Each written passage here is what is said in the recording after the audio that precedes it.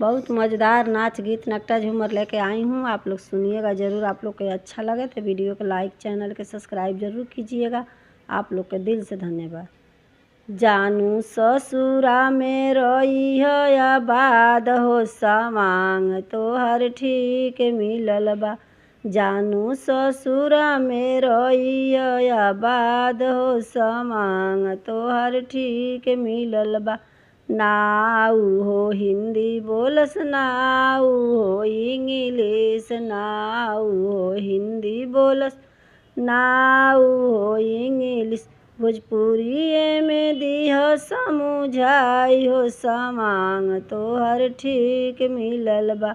भोजपुरी में लिह समुझाई हो, सामांग तोहर ठीक मिलल बा। जानू ससुरा में रही आबाद हो, सामांग तोहर ठीक मिलल बा। जानू ससुरा में रही आबाद हो, सामांग तोहर ठीक मिलल बा। नाऊ हो दारू पियस, नाऊ हो गांजा, नाऊ हो दारू पियस, नाऊ हो गांजा। खाली चुमवे के दिया तू सवाद हो, सामांग तोहर ठीक मिलल बा। खाली चुमवे के दिया तू सवाद हो, सामांग तोहर ठीक मिलल बा।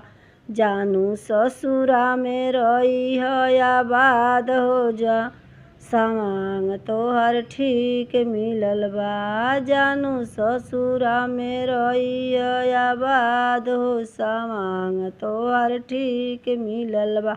नाऊ हो हिंदी बोले ना इंग्लिश, नाऊ हो हिंदी बोले, नाऊ हो इंग्लिश।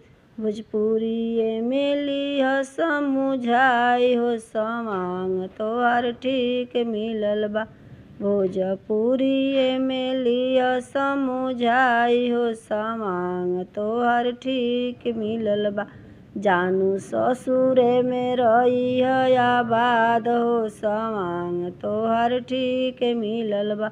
जानू ससुरे में रही आबाद हो, सामांग तोहर ठीक मिलल बा।